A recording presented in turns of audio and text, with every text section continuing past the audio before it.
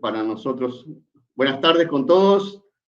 Mi nombre es Guy Aró, soy economista agrícola, soy el líder de la División de Ciencias Sociales y Nutricionales del Centro Internacional de la Papa, con sede en Lima, en Perú. Es un gusto para nosotros hoy tener este selecto panel de presentadores, expositores y comentaristas en esta mesa internacional sobre sistemas agroalimentarios y agricultura familiar.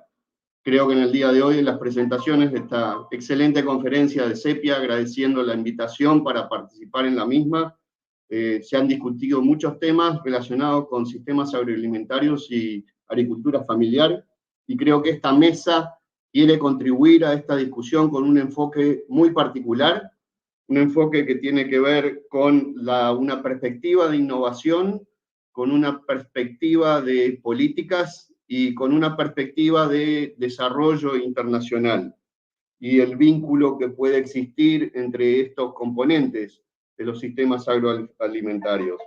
Queremos presentar y queremos discutir en el día de hoy experiencias concretas, resultados concretos, lecciones aprendidas en todos estos periodos, con tres ponentes que creo que van a ser del gusto de todos nosotros, con un enorme bagaje de experiencia en estos temas en todo el mundo.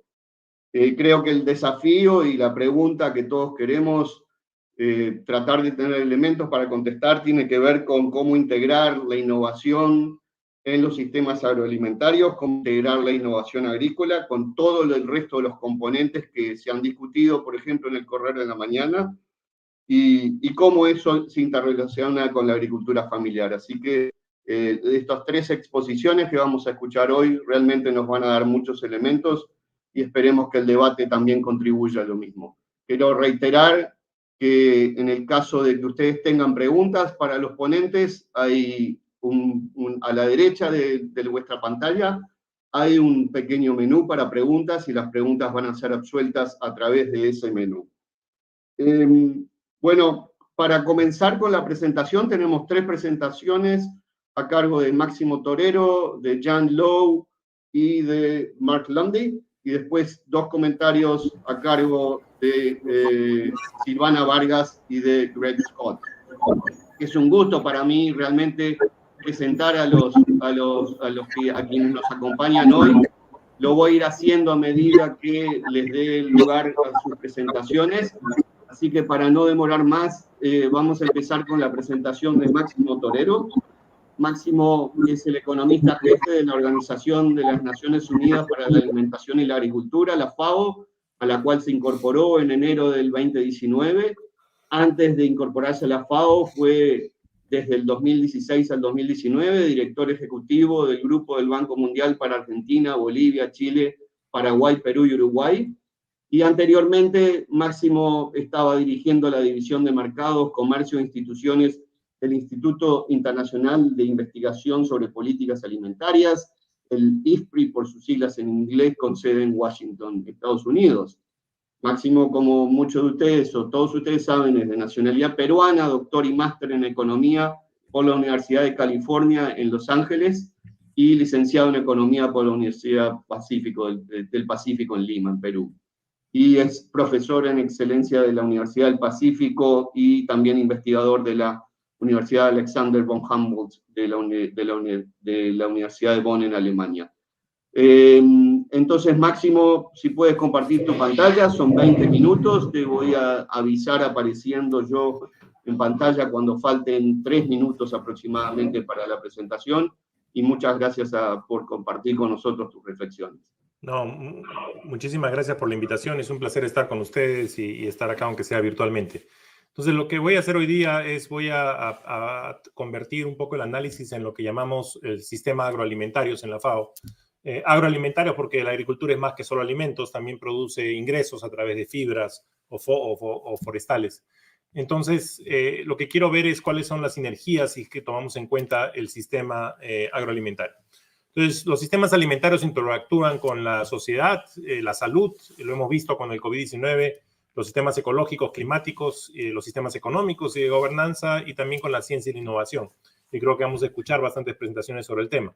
Pero cuando tomamos en cuenta este concepto de sistema, y rompemos los hilos, que es lo que normalmente tenemos y como operamos, inclusive entre los ODS, cada acción que hagamos para lograr una función objetivo va a tener una consecuencia, y esa consecuencia puede ser positiva o negativa, y mayormente puede ser negativa. Eso es lo que llamamos trade-offs, ¿no? Que son como externalidades que pueden ser positivas o negativas, pero lo que queremos es identificar cuáles son. Entonces, por ejemplo, yo puedo tener como función objetivo, y esa es la función objetivo de la FAO, reducir la hambruna en el mundo, pero para reducir la hambruna en el mundo y dar acceso a dietas saludables a la gente, voy a tener consecuencias en la tierra, en el agua, en el uso del agua, en la distribución del ingreso, en la salud, y también voy a tener cosas que pueden ser positivas y negativas, como mayores emisiones, por ejemplo, porque tengo que producir más ganado para alimentar a la gente que quiere demandar más carne, y eso genera más metano y por lo tanto más externalidades negativas. Entonces es importantísimo, cuando tomamos en cuenta ese concepto de sistemas, poder entender cuáles son el tamaño y la magnitud de las externalidades negativas, porque pueden ser muy grandes y pueden llevar a desviar el focus de mi función objetivo y acabar solucionando otro problema que se generó por esa meta que se planteó.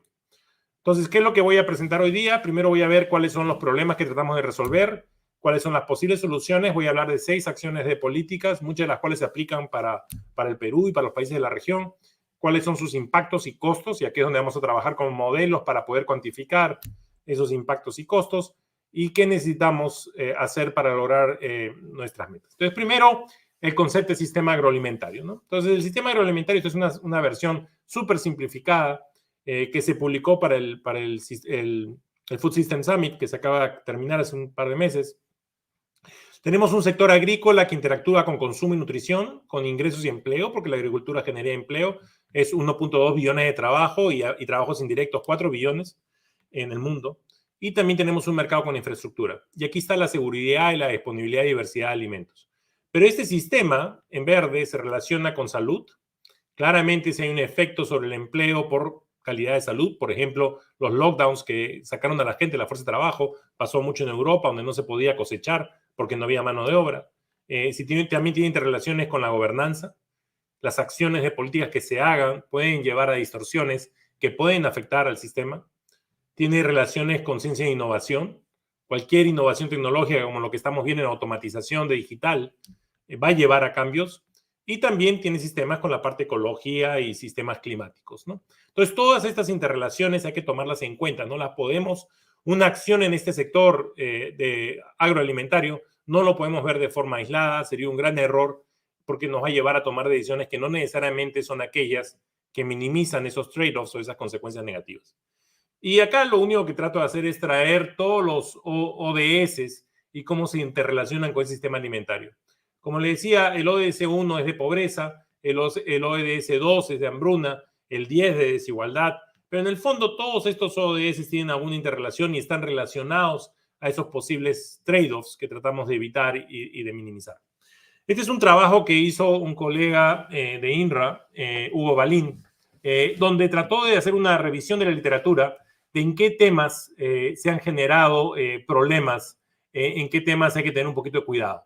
Entonces, por ejemplo, cuando es verde, quiere decir que los trade-offs son mínimos o pueden ser positivos. Cuando es amarillo, son intermedios, rojos son altos. En la parte vertical tenemos los resultados o los targets del ODS 1 y el ODS 2. Y en la parte horizontal, las líneas, tenemos reducción de desperdicios, adoptar dietas saludables, adoptar dietas sostenibles, que es otro concepto que se usa, mejorar la integración de comercio, incrementar la actividad agrícola, la productividad agrícola a través de paquetes tecnológicos, reducir pérdidas, que es distinto a reducir desperdicios. Pérdidas va del productor al mayorista incluido, desperdicios es del minorista al consumidor. Mejorar las prácticas agrícolas para manejar los suelos y los recursos naturales y reasignar el uso de recursos para el objetivo de los SDGs. Entonces, por ejemplo, agarramos el caso de reducción de pérdidas, de desperdicios, perdón, y vemos que en el caso de disponibilidad de alimentos es positivo, en el caso de acceso a alimentos es positivo, o sea, los precios se reducen porque hay más disponibilidad, y en el caso de impactos en el ambiente también es positivo, porque en el caso de reducción de desperdicios, estamos reduciendo esas emisiones que las desperdiciaríamos si es que botamos los alimentos, y además que las incrementaríamos porque deshacer los alimentos genera mayores emisiones. Pero tiene un problema en términos de los ingresos del productor, porque si produzco localmente y hay más disponibilidad de alimentos, puede ser que el precio del productor cambie, pero ahí se pueden hacer medidas como diferenciación de productos, ¿no? Pero tenemos otros casos, como el caso de tecnología o adopción de tecnología, por ejemplo, mejorar la integración de comercio, que tiene potenciales efectos negativos, y también lo que es reasignación de recursos, que puede tener muchos efectos negativos por cómo se reasignan esos recursos, ¿no? Entonces, esta revisión de literatura lo que dice es que esos trade-offs son relevantes y hay que ver cómo los podemos medir para poder buscar soluciones. Entonces, ¿qué es lo que vamos a hacer? Vamos a simular 6 acciones de política.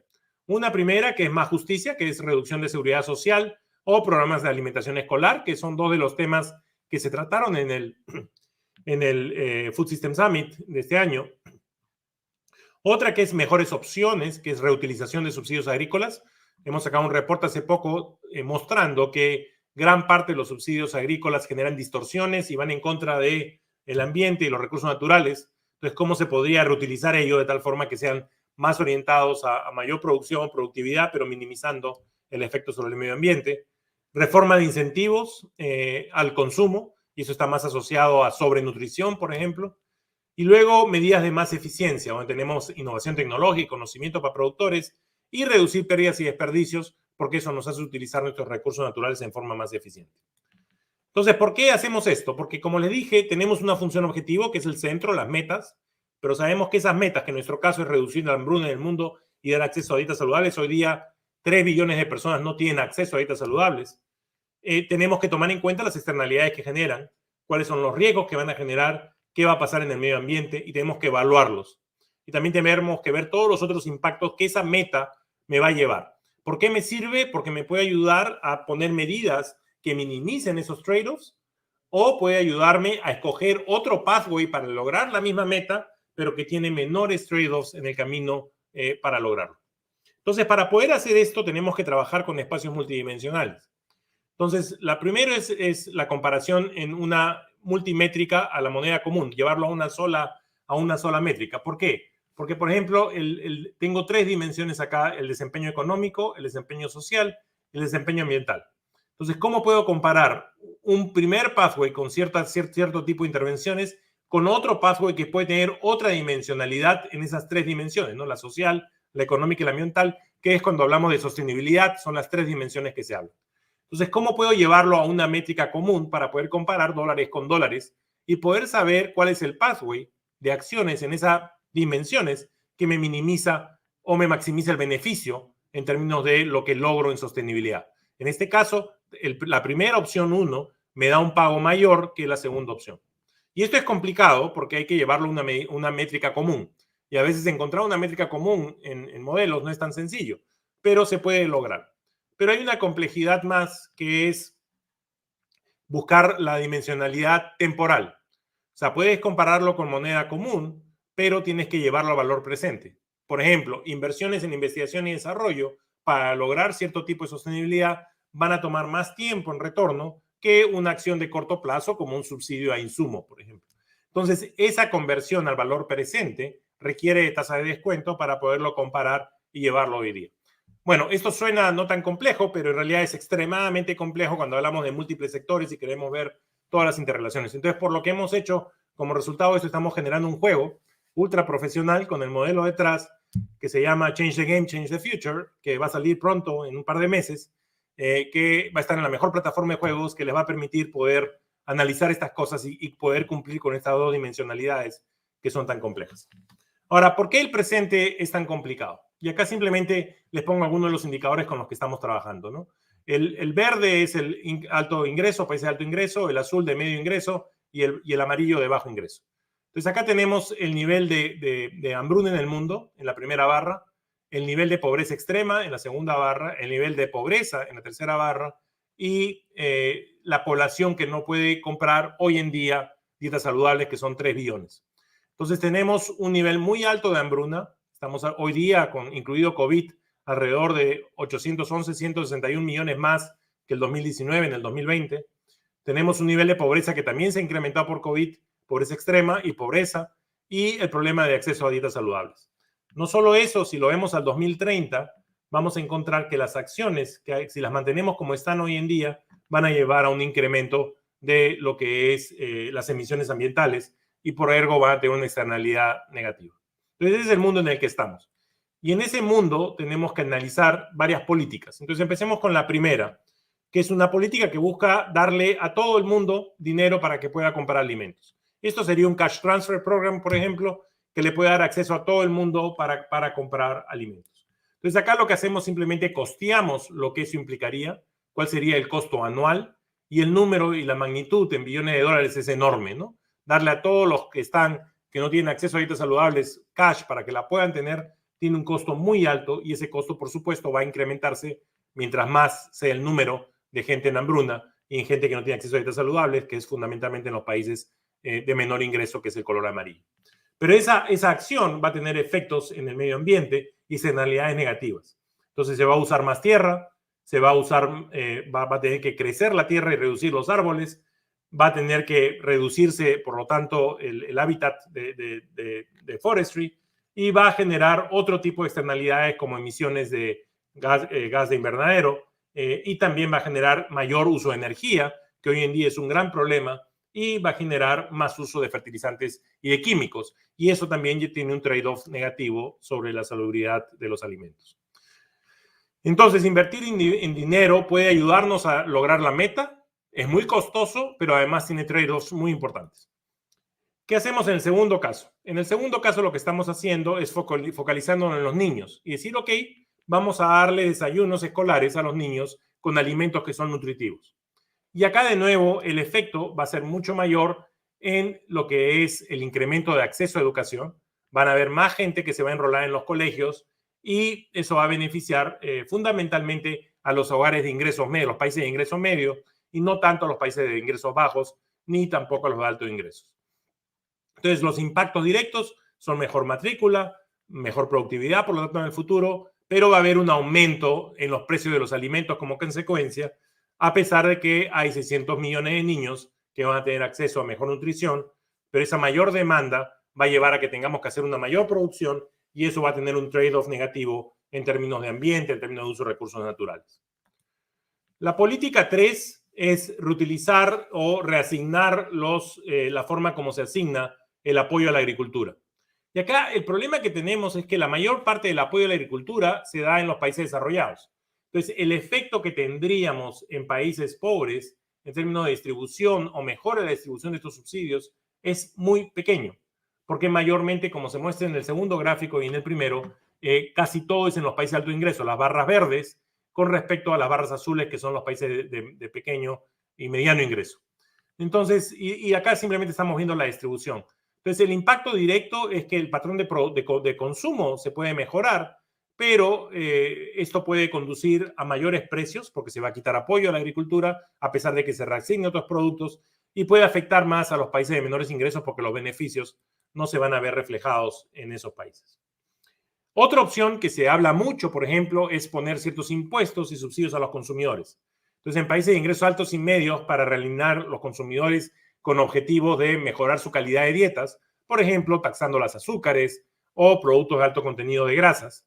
Y eso puede tener mejores resultados ambientales, porque sabemos que el consumo de dietas saludables mejora o reduce el nivel de emisiones, pero tiene impactos indirectos que puede provocar inclusive hasta mayores precios de ciertos productos y tener algunos efectos distintos, ¿no? Entonces acá simplemente estamos mostrando cómo sería el patrón de consumo de los productores a los niveles de ingresos y cómo este podría cambiar como consecuencia de este tipo de políticas. Y acá les muestro un paquete tecnológico. Acá, ¿qué es lo que estamos haciendo? Es un paquete tecnológico al 10% de las tierras de cultivo al ganado para mejorar la forma como se produce el ganado, de tal forma de reducir la emisión de metano, y también un proyecto de extensión adicional para impulsar la productividad utilizando el concepto de sostenibilidad para reducir el número de emisiones. Y de nuevo, acá los países pobres no se van a ver tan beneficiados y tal vez los países más ricos serían los más beneficiados, pero de nuevo es algo para analizar. Y finalmente, el caso de pérdidas y desperdicios, ¿no? En el caso de pérdidas y desperdicios, la meta del ODS es reducir los desperdicios en el 50%. Acá estamos poniendo una meta de 25% de pérdidas y desperdicios porque creemos que es más coherente en la situación que estamos viviendo hoy en día. Y como les dije, el efecto de ese tipo de medida, especialmente en food losses, que es en desperdicios, el impacto puede ser bastante alto en 3 dimensiones. En la dimensión de mayor productividad, porque va a haber más producto, mejor uso de los recursos naturales y reducción de emisiones. Pero también puede tener consecuencias distintas dependiendo del nivel de ingresos de los consumidores. Entonces, en el eje vertical tenemos gramos por día per cápita que podrían consumir como reducción de este food losses, y como vemos, cuando hay una reducción de ese nivel, los países de ingreso medio son los que se van a ver más beneficiados, seguido lo de alto ingreso y no tanto lo de bajo ingreso, como se aprecia acá. Bueno, entonces acá lo que hago es combino todos los modelos. Entonces quiero ver qué es lo que pasa en estas intervenciones. Estoy sacando afuera la intervención de safety nets, de cash transfer, porque es muy costosa, y estoy sacando también la de desayunos escolares, porque la de desayunos escolares es simplemente para un beneficio de los niños, aunque un beneficio indirecto tal vez en la familia, pero ese beneficio es pequeño. Entonces, si hago eso, fíjense los retornos, ¿no? En términos de, primero, en términos de reducción de hambruna crónica, desnutrición crónica.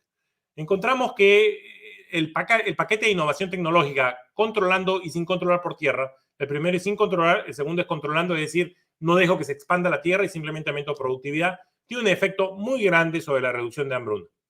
Pero el costo es alto, como les dije anteriormente, en términos de trade-offs, en el ambiente, en el uso de recursos naturales, uso de químicos y energía. El caso de pérdidas y reducción de pérdidas y desperdicios también tiene un impacto importante. Y azul es middle income, verde es low income, ¿no? Y cuando los combino, el efecto me puede lograr acercarme bastante a la meta, donde la diferencia con la meta la podría cubrir con transferencias como cash transfers, pero el costo sería menor. Entonces sí podría tener un impacto muy fuerte en cualquiera de estos paquetes tecnológicos. Tecnología, reducción de pérdidas o la combinación de ambos. ¿Qué pasa en términos de acceso a dietas saludables? Algo muy parecido, ¿no? Acuérdense que la meta es 3 billones, 2 minutos me faltan, la meta es 3 billones y acá también tengo un impacto bastante grande en pérdidas. Ahora, fíjense qué pasaría en términos de los trade-offs. Y esa es la parte más interesante, ¿no? En el caso de las intervenciones de pérdidas, que son las moradas, tenemos reducción de emisiones, reducción de uso de energía y reducción del índice de químicos. Y no hay mayor efecto sobre expansión en la Tierra. Mientras que en los paquetes tecnológicos, que son el caso verde, fíjense los costos en términos de emisiones, los costos en términos de energías y el costo en términos de químicos. Entonces los trade-offs son muy altos. Eso no quiere decir no hagamos esa opción, pero eso quiere decir hay que buscar cómo hacerla de tal forma de minimizar al máximo esos trade-offs. Ahora, el costo de estos paquetes, para que tengan una idea de magnitud, es alrededor del 8% del valor de la producción agrícola en el mundo. O sea, no es un costo muy alto y nos podría ayudar a resolver y a llegar a la meta del SDG 2, que es lo que queremos al final como objetivo del milenio. Y para terminar, hay que tomar en cuenta el comercio internacional. ¿Y por qué? Porque hoy día si yo hago una foto y miro el número de grupos de alimentos que requiero, que es el gráfico, el mapa de inferior en rojo, para lograr dietas saludables, fíjense la intensidad. Más intenso, menos acceso a los 9 grupos de alimentos que requiero. En África, donde está la mayor hambruna con Asia del Sur, no lo lograría, inclusive en Latinoamérica tendría algunos problemas. Y si hago el correlato con donde están las principales barreras al movimiento de comercio, son los mismos países. Entonces, claramente, el comercio va a ser muy importante con la foto de hoy día. Puede ser que la foto cambie en el futuro, pero si no hay comercio hoy en día, no puedo dar acceso a dietas saludables a la gente con la que quiero trabajar. Y finalmente, como les dije, el costo de hacer estas medidas no es tan alto, 8% del valor de toda la producción, es algo viable, es algo que los países tienen que pensar, pero siempre buscando minimizar la mayor forma posible esos trade-offs, porque acá, por ejemplo, en el caso de Perú, les comparo en la reducción de pérdidas y desperdicios, cuál sería la diferencia entre Perú y Unión Europea en aplicar este tipo de paquetes y este tipo de medidas, ¿no? Logro los goles, cuáles son los trade-offs en términos ambientales y en términos macroeconómicos, y en cada región van a haber diferencias que hay que tomar en consideración a la hora de hacer este análisis. Entonces, lo único que les quiero dejar el mensaje es bueno tener una función objetivo, normalmente no tenemos muchas funciones objetivos, Pero si tenemos una función objetivo, tomemos en cuenta todos estos trade-offs, porque nos va a ayudar a poder cuantificarlos y poder saber por dónde movernos y cómo minimizarlos para lograr eso. Pero lo peor que podemos hacer es tomar medidas de cambio climático, como cambiar el energy mix ahorita, porque eso va a tener una consecuencia sobre el precio de los fertilizantes que estamos viviendo y va a tener una consecuencia sobre los precios de alimentos. Entonces nos olvidamos de la función objetivo, tomamos una política parcial que tiene un trade-off muy negativo sobre hambruna. Entonces al final vamos a tener un mundo lindo, pero sin gente en ella. Muchas gracias.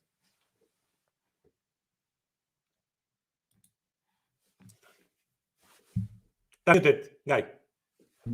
Muchas gracias, Máximo, por la excelente presentación y por el plazo estricto cumplido también. Máximo nos habla desde Roma, desde Italia, en su puesto actual en la FAO, y quisiera darle entonces la entrada a la segunda presentación que viene desde otro país y de otro continente, la doctora Jan Low, en este momento presentando desde África, desde Ghana.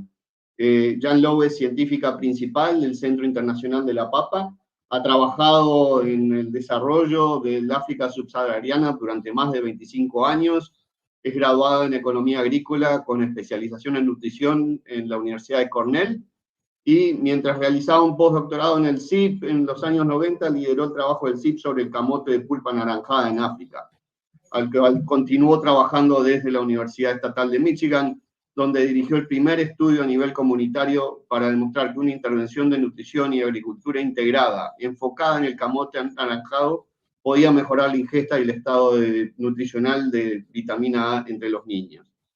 Reconocido por todo este trabajo, la doctora Jan Low recibe en el año 2016 el Premio Mundial de la Alimentación junto con otros científicos del CIP, la doctora María Andrade y el doctor Robert Mwanga, y junto con el doctor Howard Bowis del IFPRI en su momento.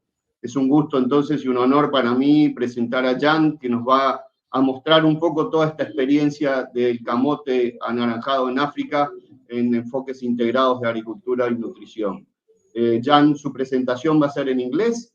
Ustedes pueden hacer las preguntas, como siempre, en el chat, en español o en inglés también, y le agradecemos su presencia en este evento. Muchas gracias, Jan. Adelante.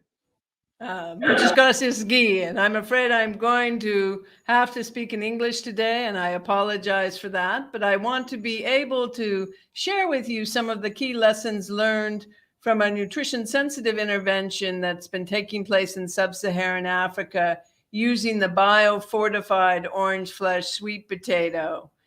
And to give a little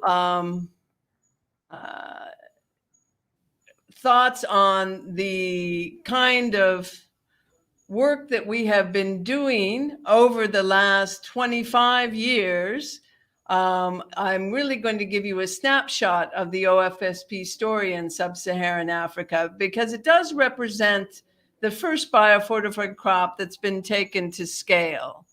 And one of the interesting things, I'm sure, is most of you know that the sweet potato came from the Americas. It went to sub-Saharan Africa.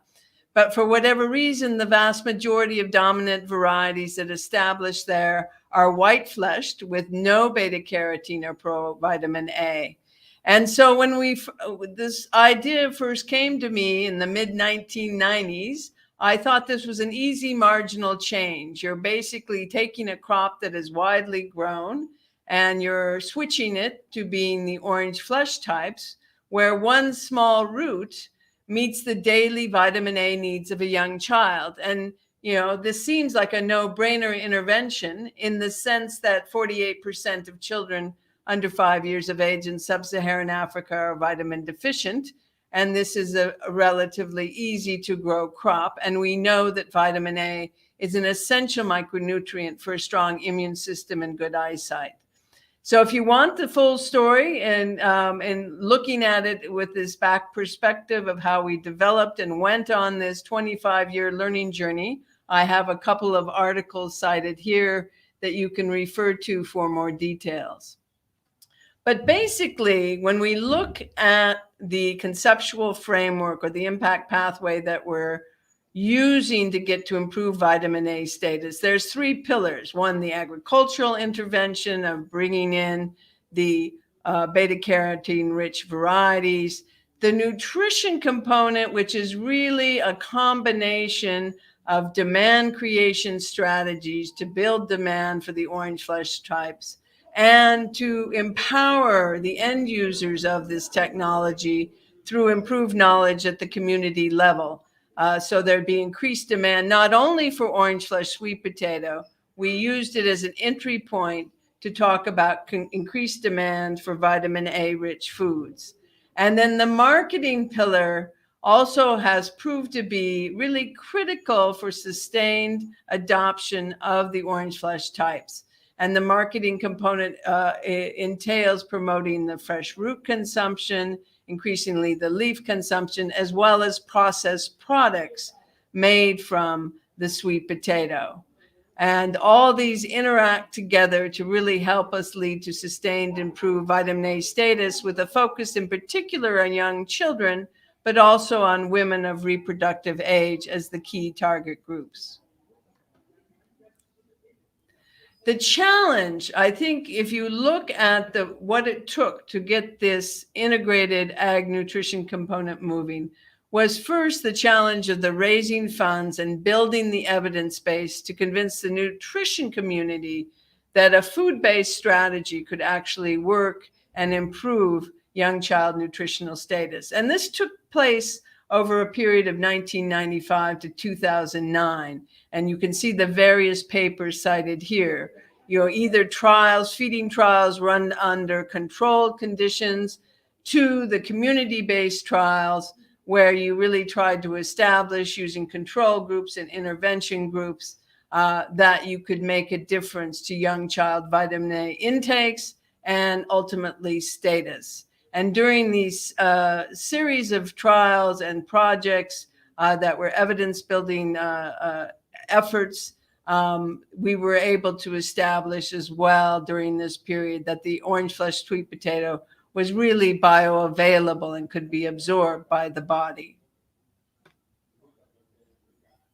One of the studies that I mentioned in the last slide that was very important for convincing donors to invest further in sweet potato as a technology that could be taken to scale was the Reaching End Users study, which was conducted really from 2006 to 2009. And in this study, really we showed not only the positive outcomes on intake, but there was a comparison of a more intensive 2-year nutrition intervention coupled with the agriculture intervention Model 1 versus Model 2, which was just a reduced 9-month intervention on nutrition education at the community level. And one of the good outcomes that came out of this study was noting that there weren't Model 2 performed just as well as Model 1, and in the case of Uganda performed better in terms of intakes, and it was 30% cheaper to implement. So it's this balance of looking at how can you get the levels of impact that you want on vitamin A intakes and status and lower your cost per beneficiary. Based on that, I would say we went into the period of time we call from 2010 to 2019, where we were still engaging in research, but really beginning to take the integrated ag nutrition intervention to scale. And we did this under a dissemination effort known as the Sweet Potato for Profit and Health Initiative, which I co-led with the director of the Forum for Agriculture Research in Africa. And the idea here was to combat malnutrition and poverty in African households through access to improved varieties of sweet potato and promoting their diversified use. So we had a concurrent research project known as SASHA that was really addressing the bottlenecks along the value chain, combined with bringing in multiple partners and multiple donors to start financing the scaling effort and delivery system of the sweet potato varieties. And by December 2019, under this initiative, we were able to reach 6.3 million households across 15 different sub-Saharan African countries. And you can see these are just the major partners and donors that were shown, but it really reinforces this idea that to do something like this at scale, one organization can't do it alone. It really does take a multi-partner, multi-donor effort and government involvement. I'm going to review, I think, 7 key lessons that we've learned during this process. Again, if you can remember back to that first slide, you first think it's a marginal change, just bring in the new varieties. But what we really learned is we had to breed in Africa for Africa. We needed adapted varieties that met local preferences, and now those varieties had to be as productive, if not more productive, than the dominant varieties and have the taste characteristics that the local consumers wanted.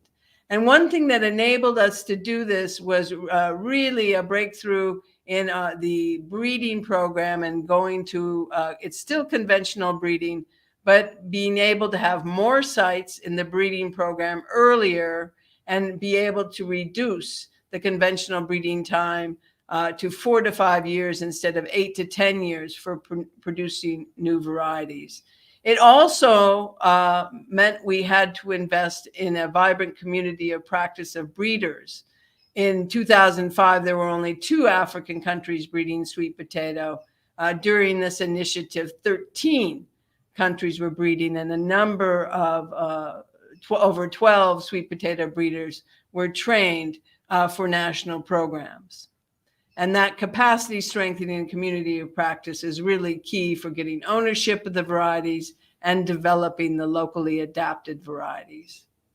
And you can see what we called the speed breeder community of practice was able to achieve.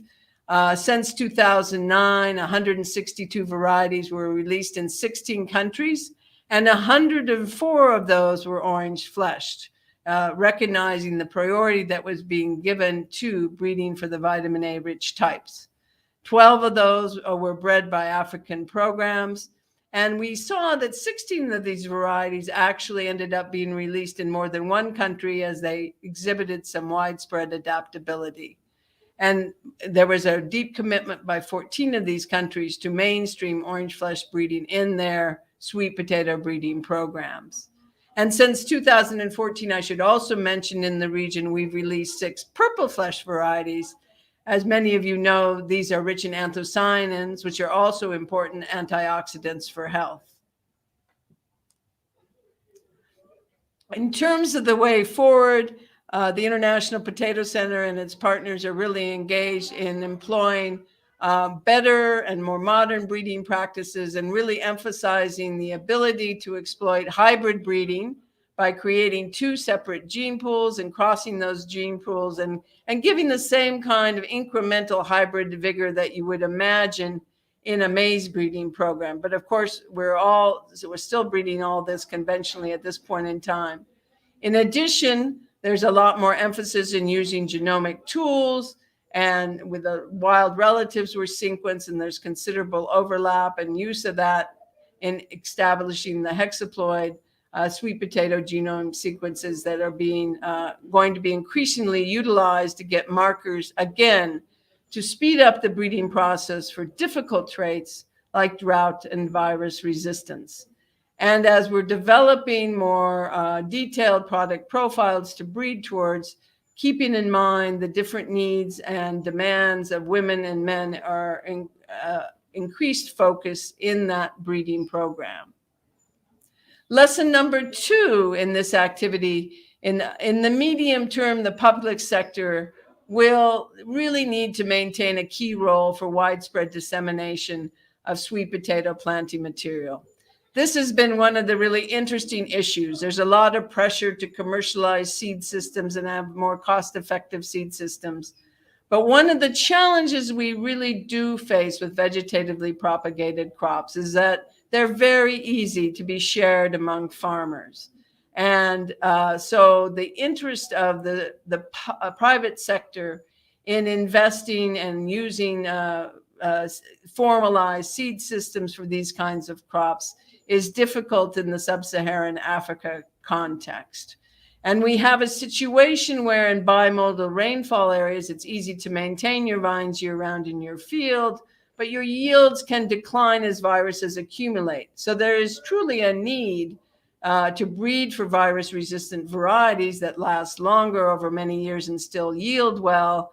But it's also a need here for a good seed system, so to speak, that can flush in disease-free planting materials. What we have seen with our research is the willingness to pay for vines does increase if you're in a drought-prone area where many of your neighbors, as well as yourself, might lose your vines if there's been a severe drought. And it's also willingness to pay increases when there's high market demand for a particular sweet potato variety. So we have worked and really worked on substantially trying to lower the cost and improving the access to the early generation high quality seed, and really working with national programs who produce most of this seed to have them develop business plans, start charging the right price for this seed, and set up rotation funds so that they can maintain the production of this high quality starter pre-basic seed when projects ends. And we worked with 11 national programs in this effort. We've also developed sandponics technology, fertigation in sand, to produce this high quality pre-basic seed, which is much more cost efficient than conventional multiplication in screen houses. But on the farmer side, we've really focused on creating networks of trained farmer multipliers, who we call decentralized vine multipliers. And we've learned over time for these enterprises to be commercially viable over time, they all, besides engaging in seed production, they also need to become root producers that are selling their roots for sale. So in years when they can't sell all their planting material, they can convert it into root production, because the demand for quality vines does vary from year to year depending on the extent of droughts in the area and other demands, things that drive the demand for quality planting material. One of, I think, the more exciting technologies that was really built on local knowledge, and we just improved upon a practice and have been promoting this, is a knowledge-based practice of trying to use roots as the source of planting material for those poorest farmers in the dry agroecologies who traditionally have struggled to maintain their planting material over long dry seasons of 5 to 7 months. And we call this the SSS technology, storage in sand, then sprouting. And the key here is that they store the roots in layers of cool, dry sand during the height of the dry season. And then they plant out the sprouted roots in a protected seed bed 4 to 6 weeks before the rains start. And we have found with this strategy, farmers on average are able to get 40 cuttings per planted root. And the advantage of doing this method is that that planting material is ready when the rains start. So they can take advantage of those first rains and get significantly higher overall yields by having enough planting material at the start of the rains. So we've been testing different ways that you can take such a knowledge-based innovation package to scale. Building on that, we expanded this idea of storage in sand, which has turned out to be a great substrate for sweet potato in our drier climates. And again, the larger roots, just like you're storing the roots for a seed source, you can also store them as a food source. And again, building a sandbox in your house or a sand pit in your yard that's covered to protect from any moisture, and doing this layers of roots and sand in these sandboxes can store roots for up to 6 months, depending on the variety. And of course, the key to success is storing undamaged weevil-free roots to begin with. But this has proved very effective in the drier unimodal areas. We've tested this now and we're taking it to scale now in Malawi and Ghana and Ethiopia, because again, it expands the availability of food for our most resource poor households. We've continued to work, and I think in undertaking research on how to really engage in community-based behavioral change and nutrition education to improve young child feeding practices. And I think most recently, with some work we've done in southern Ethiopia with Emory University and People in Need, a Czech NGO, we've really made some good strides in terms of a technique called Healthy Living Clubs, where the men are quite involved, working together with the women of the household, deciding at the end of a monthly session which kind of practice they're going to be taking on and working on before the next month's session. And another critical intervention is the Healthy Baby Toolkit, which really works on the quantities and portions and frequencies that should be fed to the young child that's 6 to 24 months of age. And a slotted spoon ensures that the porridge is thick enough. A thin porridge falls through the spoon, and the slotted spoon guarantees that they're producing enough of the thick porridge. But how do you scale such effective but resource-intensive approaches in terms of nutrition education? And we've been working on the ways in which to bring this down and take it more to scale. And one of the things we're doing more and more now is we do this together and integrate from the beginning with frontline community workers for the government. So if the governments are committed to community interventions, and particularly interventions in the community, this is a win-win for trying to go to scale cost effectively. I also believe that one of the longer-term solutions is recognizing nutritional knowledge as a life skill, and that needs to be integrated into primary and secondary education programs.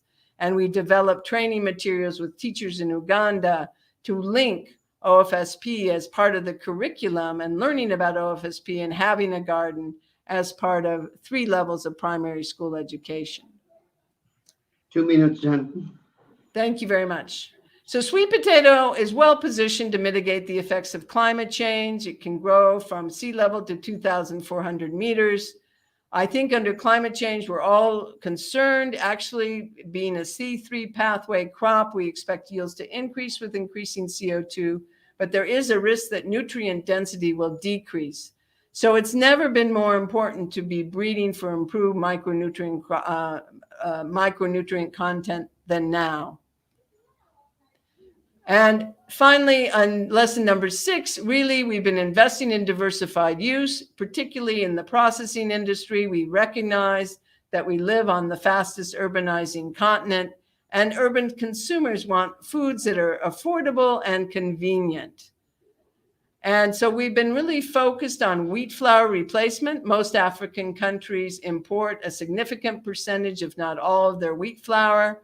And we have focused on using steamed and mashed sweet potato puree, where we can replace, you can see in these various products, wheat flour from 30 to 55%, reducing the cost of the product and improving its nutritional quality. The way forward, really, a lot more institutions are getting involved in this OFEC value addition. And we have really worked hard with various partners in getting biofortification into national and regional policies. It's received recognition at the AU and support for the African Development Bank. And so now the great challenge is to translate all the policy commitment into actual resource investment. And we know that many African countries are not meeting their investment targets for agriculture in general. So getting them to meet it for nutrition-sensitive agriculture is something that we're going to be really focused on in the coming years. So finally, to wrap up, recommendations for priority areas for future research. Clearly, we're going to keep breeding better and faster as we adapt to climate change and our growing and differentiated consumer markets. More use of digital tools for really linking different stages of the seed system and farmers to markets. I didn't get much of a chance to go into the integration of sweet potato into diverse cropping systems and soil conditions, but this is a key area of research that's needed, that's been vastly underfunded in the past. And continued action on our value chain work really taking gender transformative processes into account.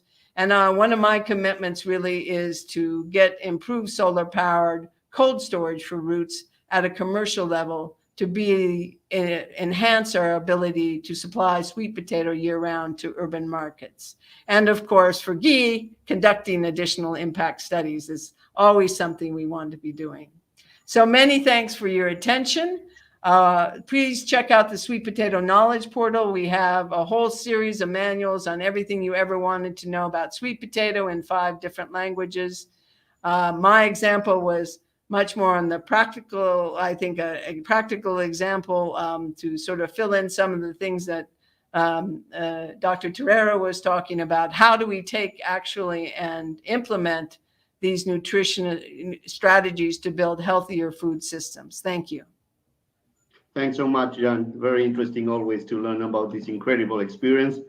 And a lot of has to do also with the discussion this morning about scaling, lessons learned, and also impact studies. There was a discussion this morning as well. So very well aligned. Thank you so much. And thanks for accepting the invitation and bringing this, all this experience from Ghana to us. Okay. Estimados, muchas gracias. Entonces pasamos ahora a la tercera presentación a cargo de Mark Lundy. Mark Lundy es director de investigación de la Alianza Biodiversity International ICIAD, con sede en Cali, en Colombia, donde dirige el equipo global de entorno alimentario y comportamiento del consumidor. Su trabajo se centra en el papel de los sistemas de mercado en la reducción de la pobreza, incluyendo las redes de aprendizaje para aumentar las capacidades de desarrollo empresarial, el papel de los organismos públicos para promover mercados inclusivos y cómo establecer y mantener relaciones comerciales entre minoristas, comerciantes, agricultores. Mark es un participante activo en foros de múltiples actores centrados en los sistemas agroalimentarios, la sostenibilidad y la inclusión social, y nos va a hablar ahora justamente sobre el tema de los sistemas agroalimentarios y cómo promover una agenda de investigación para una ciudad, región y esa interfase rural-urbano de los sistemas agroalimentarios. Entonces, Mark, muchas gracias de nuevo por tu participación y por aceptar la invitación. Adelante. Bueno, Guy, muchas gracias y muchas gracias a ti y los organizadores para la invitación. Es un placer estar aquí con CEPIA, que es una red de economistas agrícolas que siempre hemos tenido pues, en el radar, y siempre es un placer estar aquí con los colegas del Perú. Y por supuesto con Don Máximo, que bueno.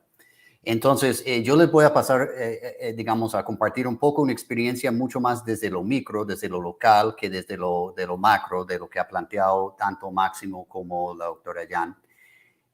Yo creo que lo importante aquí es empezar a pensar cómo pasamos del concepto del sistema alimentario, que creo que es bastante interesante y ha tenido un auge importante con el tema de la cumbre de Naciones Unidas, pero todavía es un poco complejo ponerlo en la práctica. Entonces voy a compartir con ustedes un poco cómo hemos intentado hacer esto en un contexto muy particular, muy específico, y esperar sacar algunas lecciones de eso que sean útiles para los colegas en el Perú o donde estén.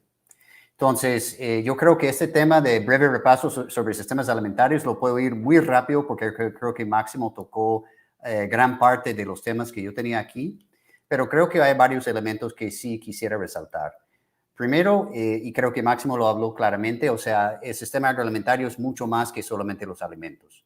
Y creo que eso es un tema que tenemos que siempre resaltar. O sea, nosotros pensamos a veces que es solamente la producción o de un producto o el consumo de un producto, cuando realmente el sistema agroalimentario toca no solamente estos momentos claves, digamos, de acción en el sistema, sino también todos los otros procesos que acompañan, desde la producción hasta el consumo de los alimentos. Y es bien importante porque, como dijo Máximo, eso es un espacio que termina siendo un gran motor, no solamente del desarrollo económico, sino también de temas como empleo e ingresos, especialmente para mujeres y jóvenes que están en proceso de transición de medios de vida completamente rurales a medios de vida más diversificadas. Entonces, es un espacio bien importante, no solamente por los alimentos, pero por los otros efectos que puede tener.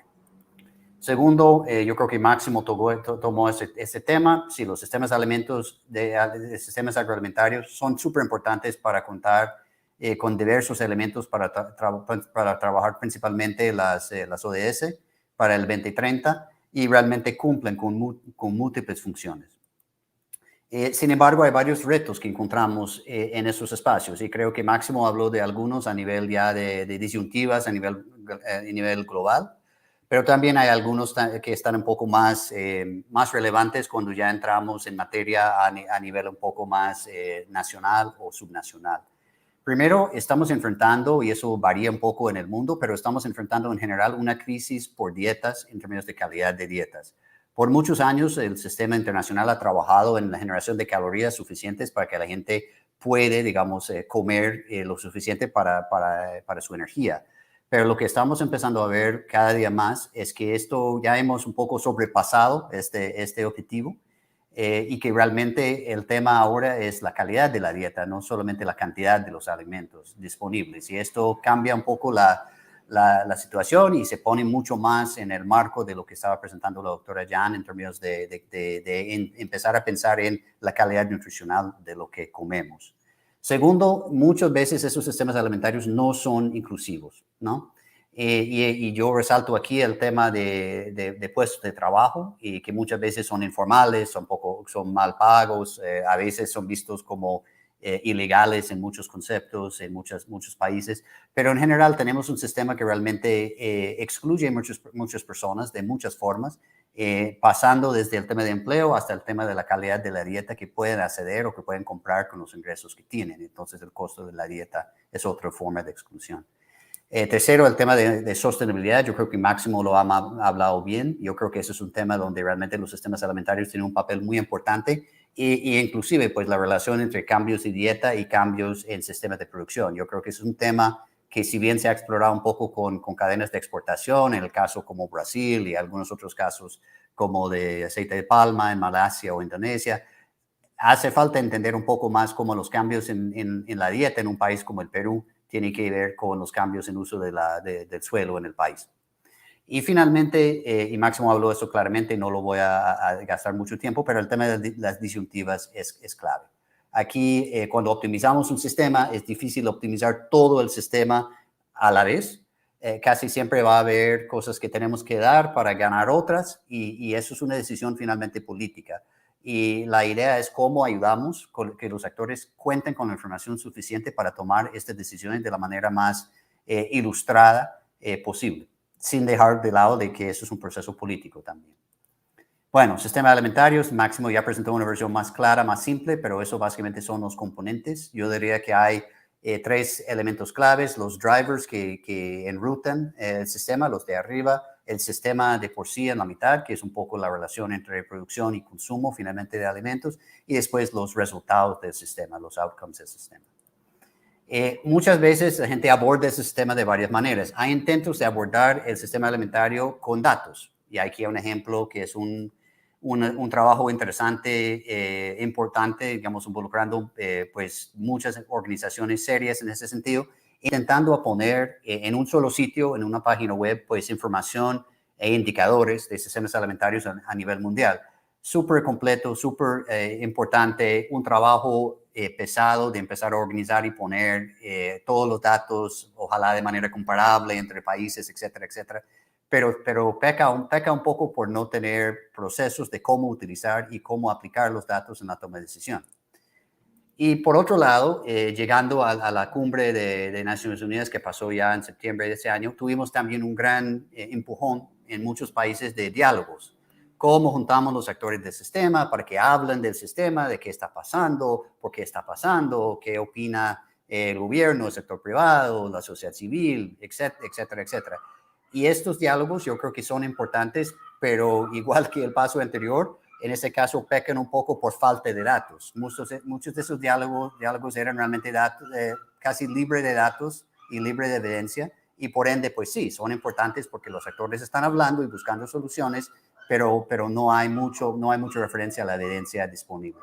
Entonces, nosotros hemos visto esto y cómo se ha, de cierta manera, combinado esos dos factores en la cumbre de sistemas alimentarios, y creo que hemos visto pues un auge importante, al menos de pronunciamientos, digamos, de estados, miembros de las Naciones Unidas, y también, por supuesto, de la emergencia de coaliciones con diversos enfoques que buscan empujar y cambiar el sistema alimentario.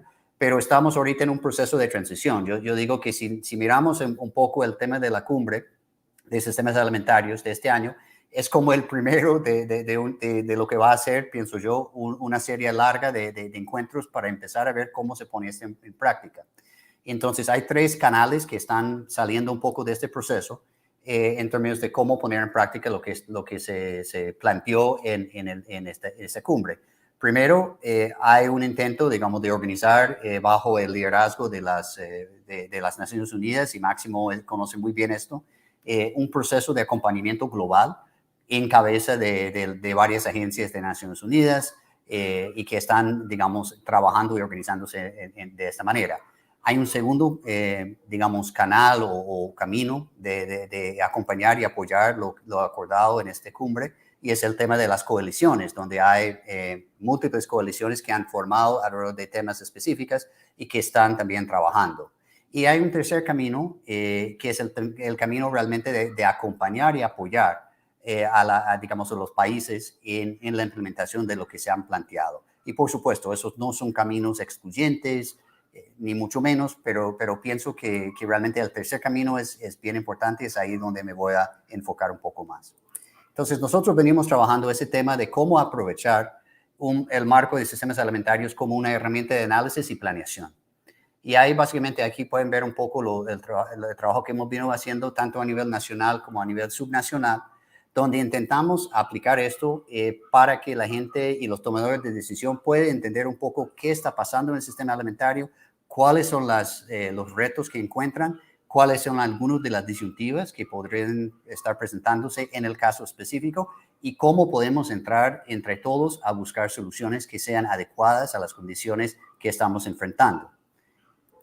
Para el día de hoy les voy a compartir un poco la experiencia de aplicación de este enfoque en el caso de una ciudad-región, que es el caso de la ciudad de Cali, Colombia, donde estoy ubicado, donde estamos hablando de una ciudad de más o menos 2.3 millones y una área metropolitana que está por ahí en 3.4 millones de habitantes, más o menos, y realmente abarca gran parte del suroccidente del país, como van a ver.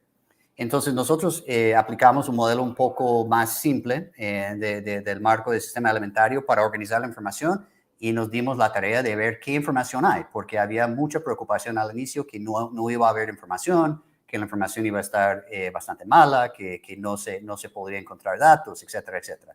Bueno, nos dimos cuenta que sí hay información, pero muy desconectada. Entonces empezamos a armar esto y, por ejemplo, esos son un poco un resumen de los resultados, que no voy a pasar punto por punto porque hay mucha información, pero sí para darles un poco los titulares. O sea, en términos de los drivers o los factores determinantes para la ciudad y la región, hay varios. O sea, el tema de migración, el tema de multiculturalidad, que tiene que ver tanto con el tema de la demanda de alimentos como la forma de consumirlos y la cultura alimentaria. El tema de informalidad, estamos hablando de casi la mitad de la población económicamente activa de la región que está en el sector informal, y eso se contrasta con el rol que juega, por ejemplo, la ciudad de Cali como, de cierta manera, ciudad rectora de lo que pasa en el suroccidente, tanto en temas de educación como en temas financieros y temas también agroindustriales. Entonces, eso da un poco una idea, digamos, general de cómo está cambiando el entorno que influencia de cierta manera el sistema alimentario en Cali.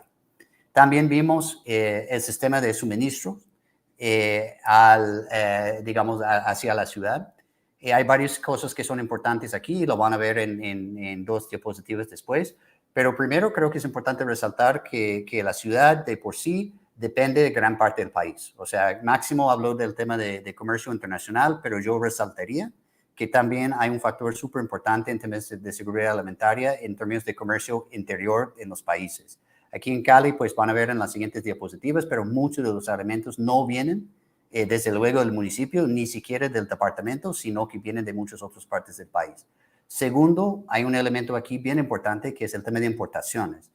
Las importaciones aquí son importantes no solamente por el efecto que pueden tener sobre los sistemas ya digamos, de producción más a escala grande, o sea, temas, por ejemplo, de avicultura, porcicultura, que dependen mucho de granos y granos importados, sino también que muchos de los granos que son importantes, como las lentejas, en la dieta de los pobres y hasta cierto punto los frijoles son importados en casi un 80%.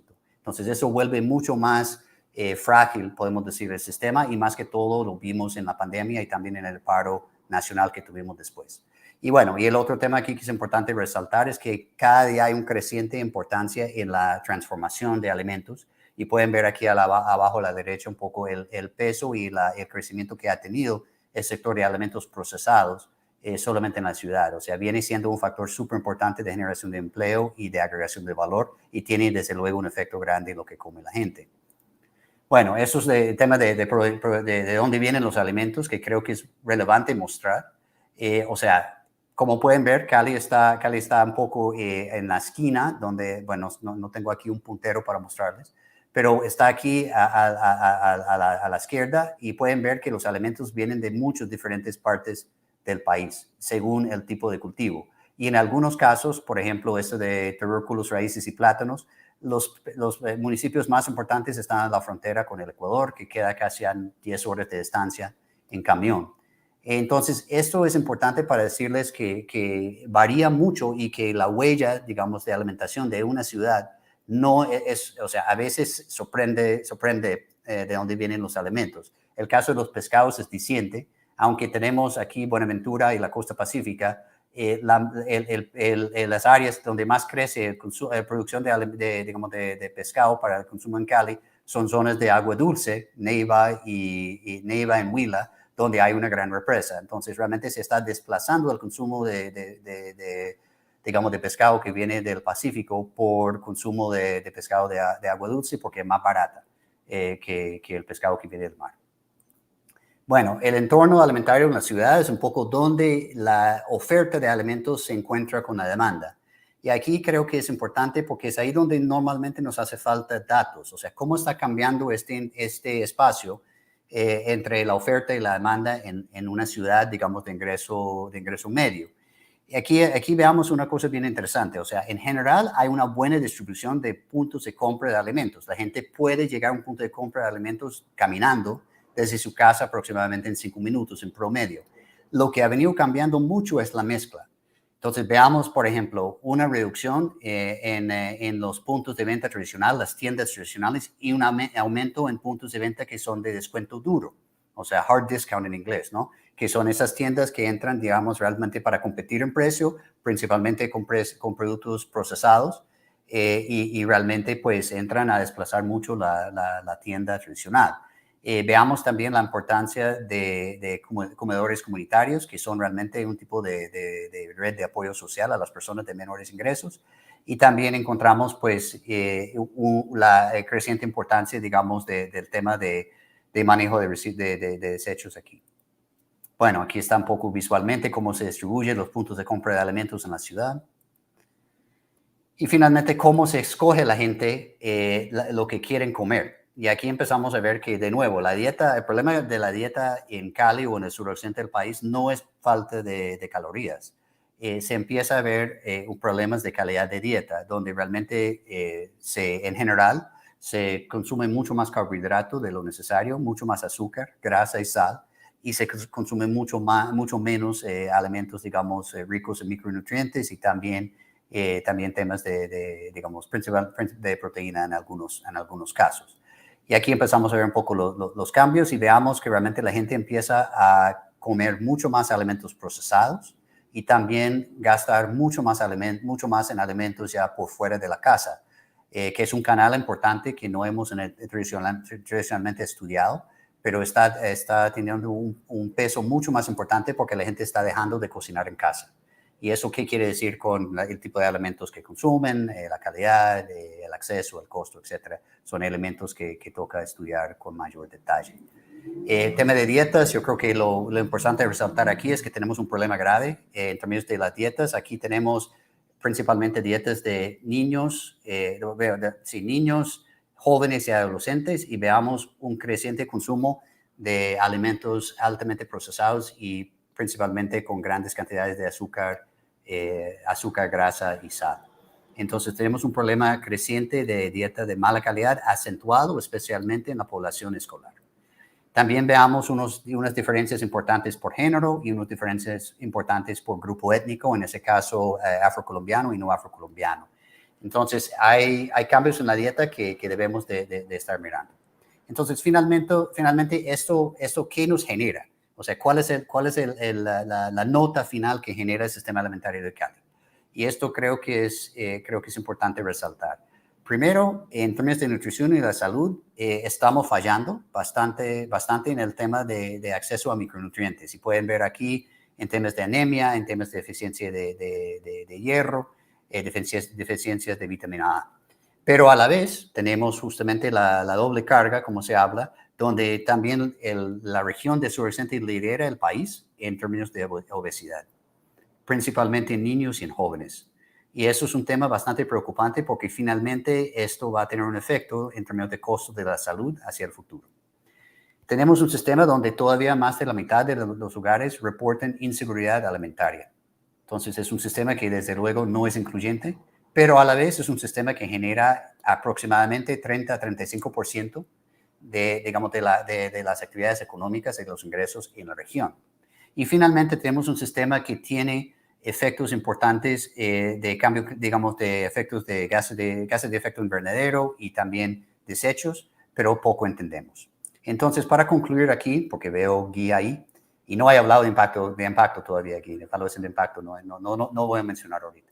Pero bueno, generamos finalmente un listado de temas que a pesar de todo el trabajo que hicimos, que es bastante, que todavía tienen vacíos. Y es esta generación de una agenda común de investigación que creo que es útil.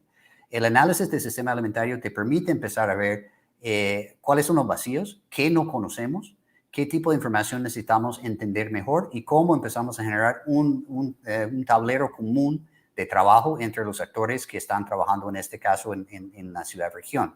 Entonces, esto es un enfoque que es útil justamente para empezar a generar un diálogo alrededor de información común, identificar los vacíos y generar investigaciones que complementan y llenen un poco esos vacíos y que permiten empezar a tener un diálogo con los tomadores de decisión para que empezamos a jalar todos para el mismo lado, entendiendo, como dijo muy bien Máximo, que muchas veces optimizando una parte del sistema nos genera disyuntivas en otras partes. Y finalmente, yo siempre digo que este tipo de trabajo es como el que está frente a un mezclador de audio y uno tiene que poner los niveles que le gustan. En este caso hay que aceptar las disyuntivas que tienen sentido y que son aceptables en el contexto donde está uno. Entonces, con esa información podemos tener esa conversación, ya no solamente con ideas y con posiciones, sino también con datos. Y pensamos que ese tipo de análisis y marco del sistema alimentario es útil en ese sentido. Entonces, muchas gracias, Lee. Con esto me quedo por hoy. Muy bien, muchísimas gracias, Marc, por tu presentación y el caso bien concreto de la integración urbano-rural en una ciudad próxima ahí en los Andes, ¿no? Y toda la experiencia, así que muy buena todo el modelo y las vinculaciones con esto que estuvimos hablando también de las sinergias, ¿no? Muchas gracias, Marc, muchas gracias a los presentadores. Entonces, ahora le vamos a dar espacio a dos destacados comentaristas para que comenten estas tres presentaciones que estuvieron mirando. Primero, la doctora Silvana Vargas. La doctora Silvana Vargas es PhD en Sociología Rural y Demografía por Penn State University en Estados Unidos y es profesora principal del Departamento de Ciencias Sociales de la Pontificia Universidad Católica del Perú, donde ha sido además directora de la maestría en Sociología y directora ejecutiva del Instituto de Desarrollo Humano de América Latina. Como ustedes saben también, la doctora Silvana Vargas, además, recientemente se desempeñó como ministra de Estado de Desarrollo, del Ministerio de Desarrollo e Inclusión Social entre noviembre del 2020 y julio del 2021. Así que, doctora Silvana Vargas, muchas gracias y esperamos sus comentarios. Tenemos 10 minutos para eso. Muchas gracias. Muchas gracias, Guy. Muchas gracias al extraordinario panel y a Miguel Ordinola por el reto. Yo quería iniciar mi comentario con algo que recordé, ¿no? Generalmente decimos que un tema es interesante cuando aún no tenemos una opinión formada sobre él, que un tema es complejo cuando no tenemos certeza de que esa opinión informada efectivamente está acogiendo lo que requerimos, y que un tema es transversal cuando realmente no tenemos claro cómo llevar los temas complejos e interesantes a la práctica. Empiezo por aquí porque creo que los sistemas agroalimentarios están justamente en el tránsito entre lo que es un tema interesante, un tema complejo y un tema transversal.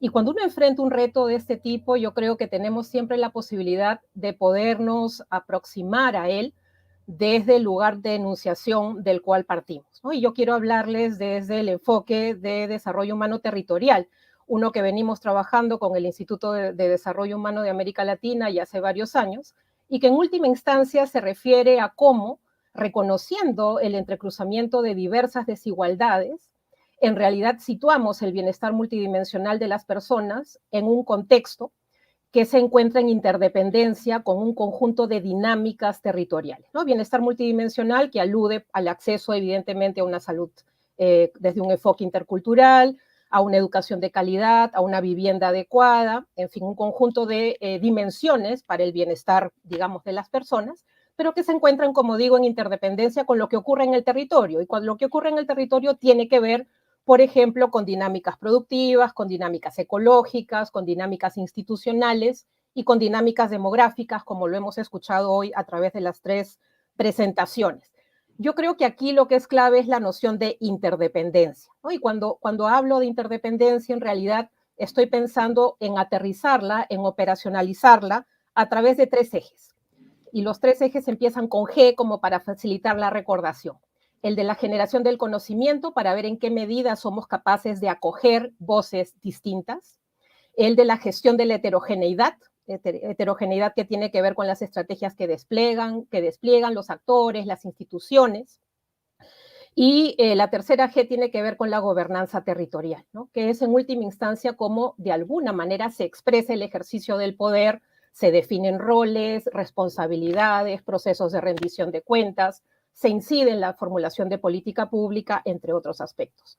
Haciendo esta breve introducción para plantear desde dónde voy a abordar mis comentarios, creo que es sumamente enriquecedor tener 3 entradas completamente distintas, luego de revisarlas y ahora de escucharlas. Máximo, Mark y Jan tienen 3 lugares de enunciación distintos. Y a pesar de ello, he encontrado 3 pistas que de alguna manera son transversales, como aludí en mi comentario inicial, que quisiera mostrar o compartir con ustedes, ¿no? Creo que en primer lugar, las 3 ponencias hacen una aproximación al conocimiento situándolo territorialmente. Son 3 perspectivas completamente distintas, pero tanto partiendo de las acciones de política de Máximo, de las lecciones aprendidas de Jan o de los circuitos o entornos que enuncia Mark en su presentación a partir de la experiencia en Cali, creo que el conocimiento que se nos comunica o que se pretende, digamos, validar, compartir, socializar, está territorialmente situado en tanto acoge esas dinámicas y particularidades desde donde parte, digamos, el proceso, ¿no?, de generación de conocimiento. En segundo lugar, creo que en los 3 casos hay una apuesta explícita por dar cuenta de procesos de cambio permanente, ¿no?, de cómo estos procesos son esencialmente dinámicos, más allá de la narrativa, y tratan, digamos, de acoger desde las aproximaciones, desde las categorías, esos procesos de cambio, también de permanencia, pero esencialmente en entornos que son cambiantes. Y en tercer lugar, creo que comparten en mayor o menor medida, más explícitamente unos que otros, la aproximación por lo que implica la colaboración multiactor, es decir, el reconocimiento de diversos actores que interactúan en el territorio y que no necesariamente comparten agendas comunes, pero que de alguna manera negocian, dialogan, conceden. ¿Sí? Entonces, déjenme entrar a cada ponencia rapidito por el tiempo.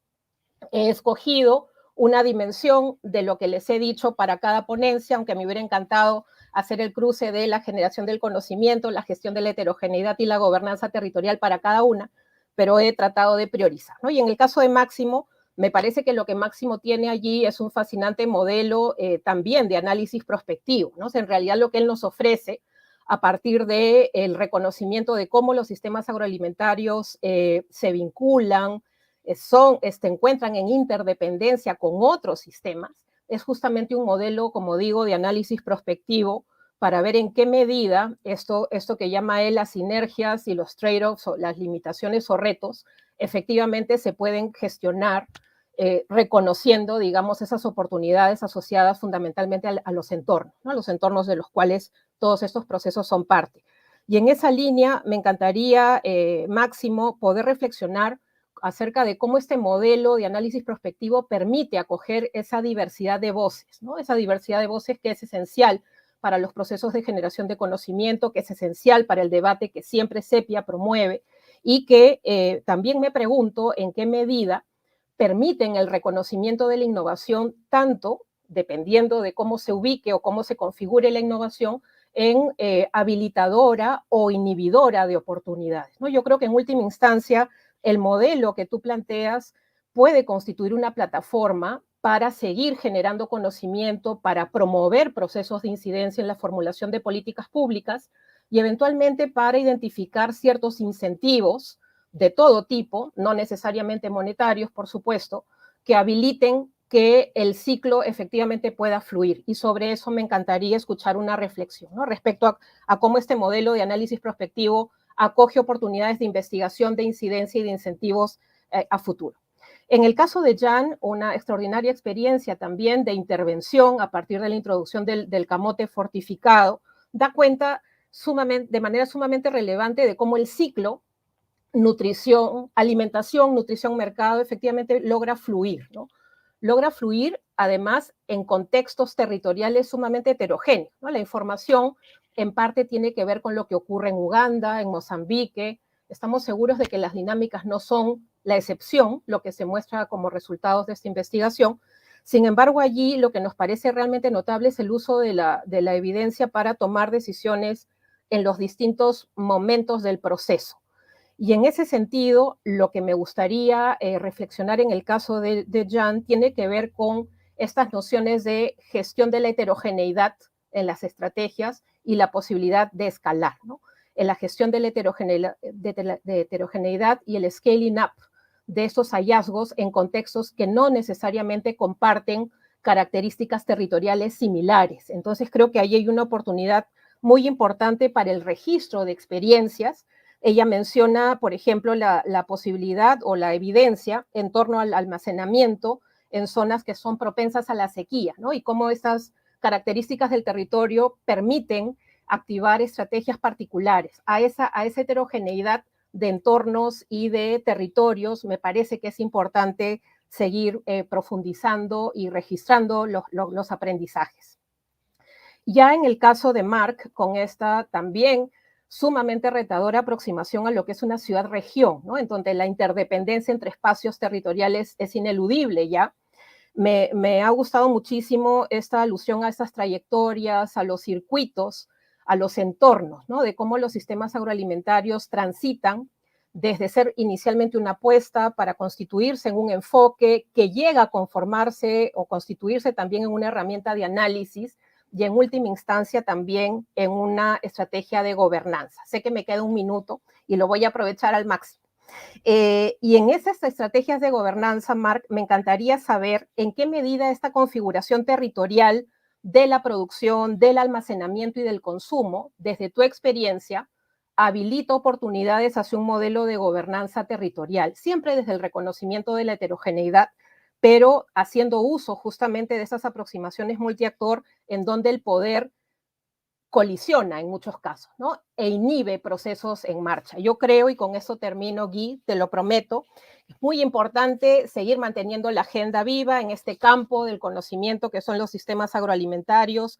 Creo que hay un espacio muy importante para seguir haciendo investigación, incidencia y política pública, aproximándonos más que distanciándonos, y probablemente eso nos permita que este tema, que es aún interesante, complejo y transversal, se siga enriqueciendo desde distintas voces. Muchísimas gracias. Muchas gracias, Silvana, por los comentarios y por las preguntas a los panelistas. Vamos a pasar al segundo comentarista y después los panelistas van a tener unos minutos para responder a esas preguntas. Y aprovechamos para pedirle a la audiencia también que si tienen preguntas o comentarios las pongan en el chat a la derecha. Tienen espacio para hacerle preguntas también a todos los que han presentado hoy. Así que pasamos al segundo comentarista y al último de la sesión de hoy, el doctor Greg Scott. Es un PhD en Economía Agrícola con especialización en Agricultura Internacional y estudios en Organización Industrial y Marketing de la Universidad de Wisconsin-Madison en Estados Unidos, y también licenciado en Economía de la Pontificia Universidad Católica del Perú, con estudios también de maestría en Filosofía, Política y Economía de la Universidad de Oxford, Inglaterra. Greg es un viejo colaborador del CIP, trabajó en el CIP desde más de 20 años, entre 1980 y el 2000, y actualmente es, desde el 2010, profesor investigador en Centrum de la Pontificia Universidad Católica, en el Graduate Business School, y miembro de gestión, de la Facultad de Gestión. Así que, Greg, muchas gracias por aceptar hacer comentarios en estas presentaciones, y adelante, por favor. Ya, muchas gracias. ¿Hay una forma que puedo poner mi PPT para que pues, simplemente hablo sobre el PPT? Sí, abajo, abajo hay un panel y dice Share. Ok. Y ahí hay que seleccionar el archivo del PPT, Greg. Ok. Mi PPT, a ver. I gotta see. Okay, I gotta pull it up again. Okay.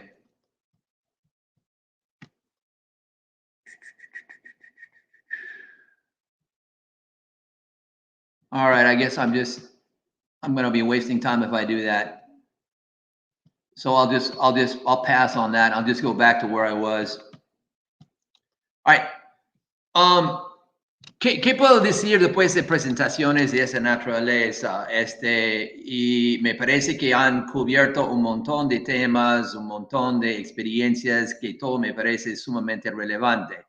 Mi reflexión es un poco distinto quizás a lo demás, en el sentido que yo vengo en cierta medida, de otro mundo, en el sentido que vengo pensando en cosas que yo estoy más familiarizado en hacer en los últimos años. Y eso es, yo vengo del mundo empresarial, ¿ok? Yo vengo del mundo empresarial. Entonces, cuando yo pienso de los diversos actores, yo pienso en dos cosas. Uno, yo pienso en los diferentes actores y diversos actores que tienen como el sector privado, qué es el papel del sector privado en todo este proceso que queremos llevar adelante para que los sistemas alimenticios puedan responder a los desafíos que se enfrentan hoy en día, que han sido identificados por los diferentes estudios que han sido hechos. Y también vengo del punto de vista de diferentes generaciones. Yo tengo la ventaja, a pesar de ser un viejo colaborador, de tener un hijo que tiene 17 años, y este hijo de 17 años me hace recordar mucho más sobre temas de alimenticios que yo quizás hubiera tomado en cuenta por todos los estudios que yo he hecho. O sea, él es mucho más vinculado, uno, al tema de comer y comer saludable. Entonces, él ya me está convenciendo de la importancia de reducir la cantidad de azúcar y la cantidad de sal que ha sido identificado por Mark en los estudios de Cali, etc. Pero me parece que lo que yo digo es que es un papel para el sector privado, para que cuando uno va a los supermercados en Lima o donde sea, se ve en las etiquetas no solamente alta cantidad de sal o alta cantidad de etcétera, pero en la misma etiqueta se dice cuántos azúcares adicionales están ahí, qué cantidad está ahí como proporción. Porque eso es una forma que las personas mismas, en colaboración con el sector privado, podrían mandar señales al mercado para que hay más productos que tienen esas características y que ayuden a la gente a comer más saludable, me parece. Eso es uno. La otra cosa que me parece que de mi experiencia mirando los temas de innovación en los últimos años, en el Perú en particular, y he visto que hay una cierta inercia por parte de las empresas establecidas. No todas, por supuesto, pero hay una cierta inercia en términos de tratar de introducir innovaciones. Lo que veo, por otro lado, es el boom del Internet, el boom de los medios de comunicación, el boom de los usos de los celulares, el boom de los smartphones, etcétera, etcétera, etcétera. Entonces, si vamos a difundir este mensaje sobre lo que queremos tratar de lograr y cómo quisiéramos lograrlo, me parece sumamente importante que tomamos en consideración justamente esta generación joven que no está acostumbrada, quizá con todo respeto a las personas aquí presentes, de atender reuniones de esa naturaleza, pero sí está muy, muy vinculado a lo que dicen los influencers en el Internet, los futbolistas, los cantantes, los actores, etcétera, y tratar de incluir esas personas como voceros del nuevo mensaje. Oye, si quisiéramos mejorar los sistemas de alimentación, esto viene con ustedes en una forma que ustedes pueden apreciar y entender y relacionar con su día en día. Y no todo, con todo respeto, es información, se comunica en una forma tradicional. Mira, hijito, mira, hijita, eso es mejor para usted, para comer, etcétera, etcétera, etcétera. Pero piensa y adapta a lo que es la nueva realidad en que estamos viviendo, en que los jóvenes ya están mucho más vinculados al mundo de Internet, mucho más vinculados a temas de medio de comunicación, de smartphones, etcétera, etcétera, etcétera. Es ahí donde tenemos que llegar con los mensajes que quisiéramos tratar y implementar. Y justamente me parece por ahí hay el tema del sector privado, en particular al tema de tratar de dar un poco más apoyo, si lo puedo decir, a los últimos startups que están enfocando mucho más justamente el tema de los alimenticios. Tenemos buenos ejemplos en Perú como Sinba, por un lado, que seguramente algunos han escuchado, SINBA, convirtiendo los desperdicios de los restaurantes en alimentación animal para que ya no se va contaminando más y dan mala comida a lo que comemos después de las chancherías.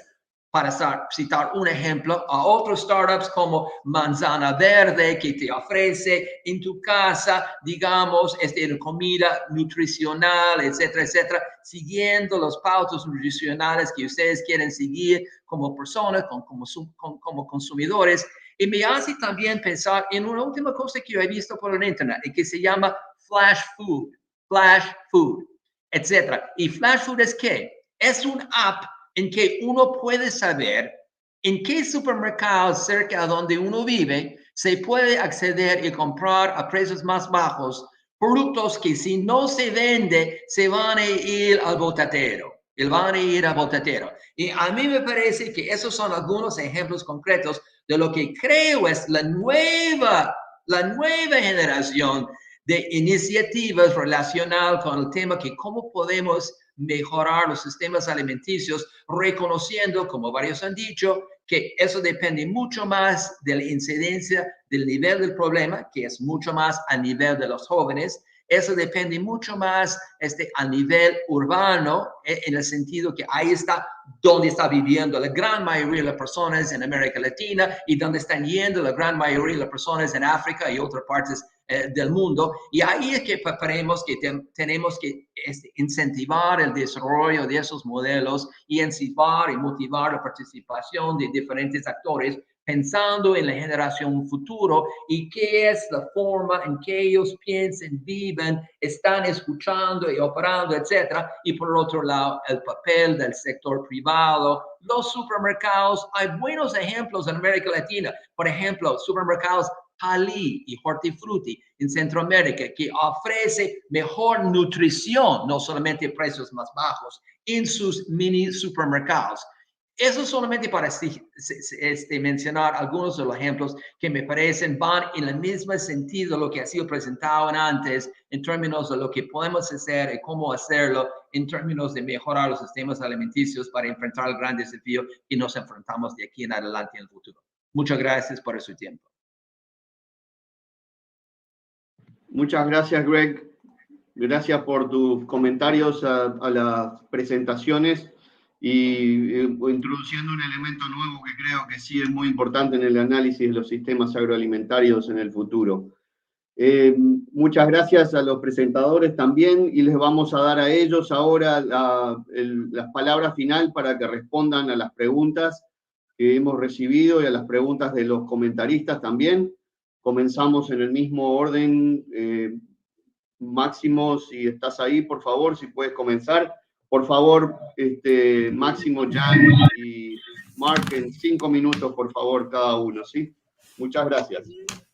Gracias, Gagen, gracias a los dos comentaristas. En cuanto a la pregunta de cómo este tipo de análisis, porque es un modelo de equilibrio general con representación a nivel de país, cómo podemos incorporar las voces, las distintas voces. Lo que tiene el modelo, y es la razón por la cual lo usamos, tiene efectos a nivel de hogares. Y no es el típico relación de efecto a nivel de hogar que se conoce como microsimulaciones, sino que tiene los hogares modelados endógemamente. O sea, las encuestas de hogares están integradas al modelo. ¿Y eso qué permite? Eso permite analizar también otro tipo de trade-offs. Por ejemplo, podemos ver qué pasaría con la distribución del ingreso por género. ¿Qué pasaría por la distribución del ingreso de acceso a tierra o de ingreso económico por decil de la población? O si tuviéramos la información en las encuestas de hogares de otro tipo de diversidad, como cuestiones comparando indígenas con grupos étnicos, también se podría hacer ese tipo de análisis. Claro, mientras más detallado sea el análisis, menos poder estadístico tienes, pero son posibilidades que el modelo permite. En el modelo que tenemos ahorita vemos distribución a nivel de ingreso también y distribución a nivel de tierra. Entonces, cómo se afecta de acuerdo al tamaño de la parcela que tenga el productor, cómo se va a ver afectado y cómo se va a ver afectado de acuerdo al decil o quintil de ingreso que ese productor tenga. Y creo que captaste muy bien la lógica de lo que buscamos. Acá es simplemente hay una función objetivo y queremos ver cómo esa función objetivo lograrla, cómo traes los demás sectores, los demás efectos en lo que es el sistema alimentario. Ahora, el lado de las políticas y cómo las políticas afectan y qué es lo que debe hacer el sector privado, qué es lo que hace el sector público, etcétera. Todo eso hay que analizarlo y hay que ver la mejor forma en la cual se puede implementar, ¿no? Es cierto que uno puede poner medidas como un simple impuesto al azúcar, y mucha gente creería en primera instancia que un impuesto al azúcar va a tener un beneficio nutricional, y no necesariamente es el resultado esperado. Entonces hay que tener mucho cuidado de no simplemente asumir cosas en forma de equilibrio parcial. Hay que tener en cuenta qué es lo que va a pasar y que hay un componente de comportamiento muy grande, ¿no? Por ejemplo, solo una información, lo que hacen las empresas productoras de dulces cuando se ponen impuestos a los azúcares, le ponen más azúcar a los dulces para aumentar el nivel de adicción y por lo tanto volver menos elástico el consumo, y ergo llevan a una peor situación a la que tendríamos sin el impuesto al azúcar, ¿no? Entonces, hay un montón de medidas y de respuestas de oferta y de demanda que hay que tomar en consideración para poder analizar esos casos, pero lo importante acá, creo yo, es entender un poco cuáles son las consecuencias de nuestros actos, ¿no? Yo creo que la historia va por el lado de las consecuencias de nuestros actos. Normalmente, un Ministerio de Agricultura toma decisiones sin pensar en cuáles van a ser las consecuencias. El ejemplo que les mencionaba, que es ahorita el más complicado, en el G20 de este año y en el COP26 se ha decidido cambiar la mezcla energética, ¿no? Y se están invirtiendo 100 billones al año por los siguientes hasta el 2025 para hacer ese cambio de mezcla energética. Y estamos en un periodo en que hay un problema de mercado de energía.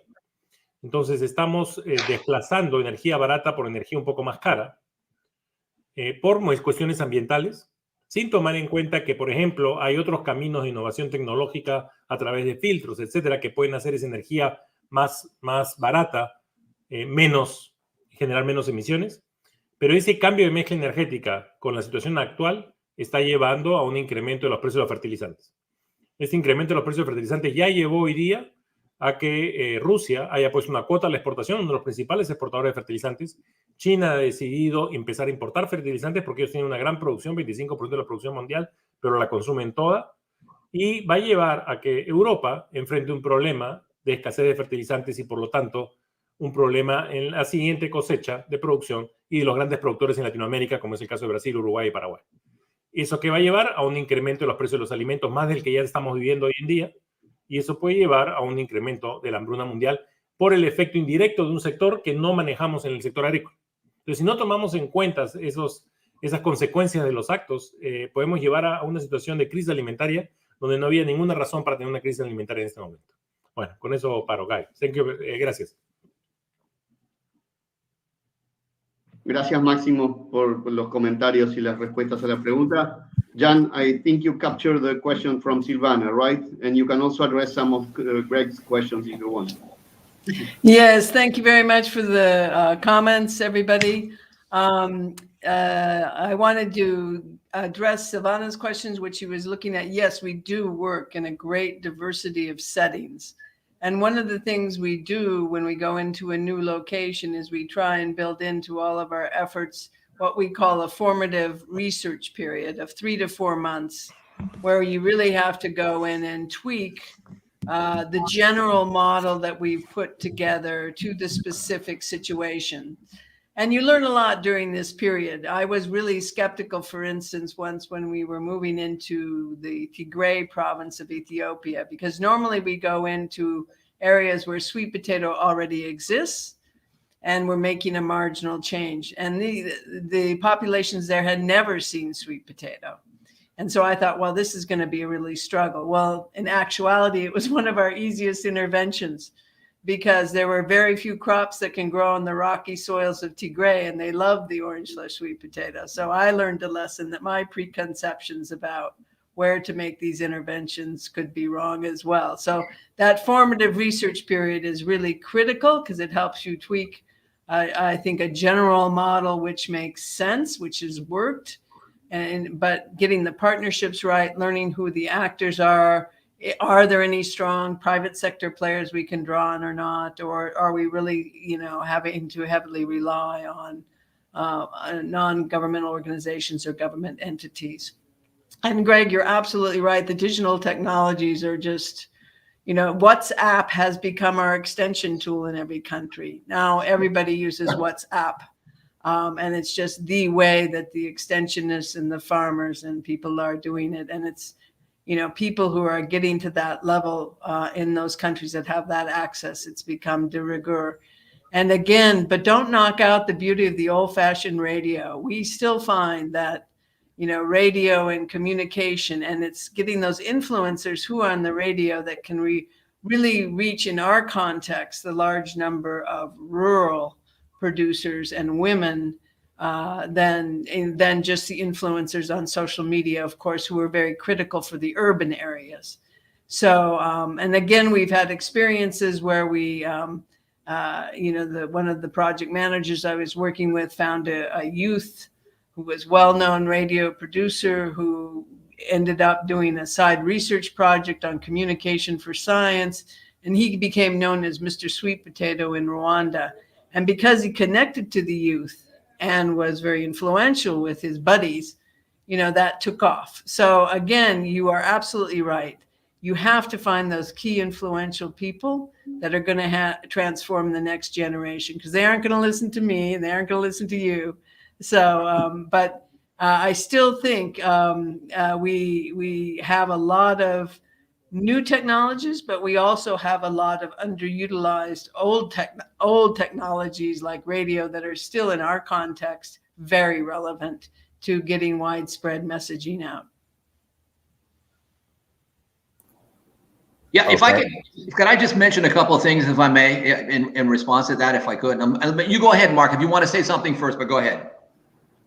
No, I mean, however you want to do this, Greg. I mean, I'm happy to speak now and then listen to you, or vice versa, whichever. You go ahead. I've already had my chance. Then I'd like to just respond to the comments. Okay. No, entonces voy a empezar con un poco el comentario de Silvia. Yo creo que sí, Silvia, hay, desde luego, lo interesante de ese trabajo sobre sistemas alimentarios, igual que el enfoque territorial que mencionaste, es que realmente son como las muñecas rusas, ¿no? Que uno de adentro de otro, adentro de otro, adentro de otro, ¿no? Entonces puedes ir como descomponiendo, si quieres, los sistemas alimentarios desde lo macro hasta lo micro, y creo que eso es súper importante, entender cuáles son las relaciones entre estos espacios. El tema que tú mencionaste específicamente sobre toma de decisiones y gobernanza es un espacio bien interesante porque, o sea, no es tan diferente al tema que hemos visto, por ejemplo, en cadenas donde enfrentas dificultades de asimetrías de conocimiento, asimetrías de poder, etcétera, información que tiene que balancear. Pero también empiezas a ver con mucho más claridad la interdependencia.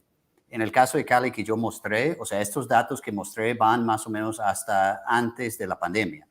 si miramos lo que pasó en la pandemia y lo que pasó después con el paro nacional aquí en Colombia, fue súper interesante. La pandemia básicamente generó un hueco gigante en la demanda porque la gente no tenía ingresos, porque la gran mayoría de la población trabaja en el mercado informal y no estaba saliendo a trabajar y por ende no tenía plata y por ende no podía comprar alimentos y por ende pues se bajó mucho la demanda, ¿no? Entonces ahí hubo un efecto muy fuerte, pero el sistema alimentario como tal, la producción, seguía produciendo y alimentando la ciudad. O sea, no hubo un problema de acceso a alimentos en términos de acceso físico, pero sí un problema de acceso económico. Entonces mostró digamos, una debilidad muy clara y se mostraba que las zonas rurales que abastecen a la ciudad depende en gran medida del éxito de estos empleados informales o los trabajadores informales que tienen que ganar diariamente para poder comer y por ende generar la demanda para los productos. Y invertimos completamente la situación con el paro nacional que pasamos en mediados del año pasado, donde la ciudad estuvo bloqueado completamente por casi 30 días. No entraba alimento. Y ahí tenías un cambio muy grande donde, de nuevo, o sea, el efecto ahí fue que dinero había para comprar, pero no alcanzaba porque no había oferta, no llegaba nada. Entonces, ves que realmente el sistema depende tanto del lado del consumo como del lado de la demanda y se empieza a ver la necesidad de verlo como un todo y no verlo como pedacitos. Y creo que esa es la conversación que estamos llevando a cabo un poco con los actores, tanto a nivel de los gobiernos departamentales como los gobiernos municipales, como los actores del sector privado y de la sociedad civil. Empezar a ver que la interconexión es sumamente importante y que para lograr ciertos cambios al lado del consumo tienes que trabajar al lado de la demanda que puede estar distante en términos geográficos. Entonces es bien interesante que eso creo que está quedando claro. Y eso es un tema que toca trabajar y toca enfatizar. Y sobre el tema que mencionó Greg, sí, de acuerdo, Greg, mi hijo está ya en el último año de colegio, entiendo completamente lo que me estás diciendo. Okay, entiendo, yeah. pero creo que hay un tema, solamente para añadir un poco lo que hemos ya dicho. Por un lado, yo creo que el sistema alimentario es súper importante porque hay que ver este espacio como una oportunidad también para negocios. Nosotros trabajamos mucho con una empresa en Kenia que se llama Twiga, y Twiga Foods básicamente compite contra básicamente el mercado tradicional de distribución de alimentos y busca conectar 20,000 y pico de productores con 46,000 vendedores, principalmente mujeres, 73% mujeres, activos en zonas de lo que se llamaría pueblos jóvenes en jerga limeña, ¿no? Entonces, y tienes ahí un sistema súper interesante que permite generar ventajas frente al sistema tradicional en términos de acceso a alimentos, en términos de reducción de pérdidas, en términos de precios, en términos de acceso, porque entregan los alimentos a las señoras justamente en su puesto de venta en los barrios y ellas no tienen que desplazarse a las 2 de la mañana al mercado central. Entonces hay un montón de cosas ahí que es un buen negocio y gana plata y alimenta 750,000 personas en Nairobi. Entonces hay que verlo como oportunidad. Y en términos de influencia y este tema de influencers y demás, hemos sido muy tímidos. O sea, el ejemplo que yo siempre pongo es, mira, el ejemplo que yo veo que ha tenido un impacto tan grande en comportamiento y muy pocas veces lo veamos en el tema agrícola, es el efecto que han tenido, por ejemplo, las telenovelas brasileras y el cambio de natalidad en Brasil. O sea, realmente hay varios estudios que muestran el impacto que el cambio del rol de la mujer en la telenovela tiene en el comportamiento y digamos, en un país como Brasil. Ahora, sabemos que las empresas hacen mucho trabajo sobre product placement y cosas así en espacios, digamos, de medios masivos. ¿Por qué no hacemos algo nosotros sobre promoción de comportamientos saludables, qué sé yo, en este espacio? O sea, Máximo puede salir en alguna novela donde logra cambiar su dieta y por ende, pues, le sale todo mejor. No sé, alguna cosa. Pero podemos pensar y ser mucho más creativos, echando mano tanto a las nuevas tecnologías como a la radio, que dice Jan, que estoy completamente de acuerdo, como a temas como medios masivos, donde hemos sido muy, muy tímidos, diría yo, muy tímidos en empezar a pensar en cómo compartir ese tipo de información con canales no tradicionales. Y bueno. Muchas gracias, Mark, por tus comentarios finales. Y con esto estamos cerrando el panel. Muchas gracias a los presentadores, a Máximo, a Jan, a Mark, por excelentes presentaciones. Gracias a los excelentes comentarios de Silvana y Greg. Estamos realmente Esto ha sido un honor tener a un panel que está con diferentes zonas horarias. Agradecemos los esfuerzos que todos han hecho para poder participar y agradecemos también a CEPIA por darnos esta oportunidad de discutir estos temas tan importantes y tratar de sentar bases para una agenda que tiene que continuar y que, como hemos visto, está evolucionando muy rápido y a la cual nos tenemos que adaptar. Así que muchas gracias a todos y ha sido un gusto moderar esta sesión con todos, unos viejos amigos todos también. Muchas gracias. Thank you. Thank you. Yi. Muchas Excellent, gracias. excellent. Gracias Yes. a todos. Yes, good luck with your son, Mark, or Adiós. daughter. Yeah. Igualmente, Greg. I'm going to need it.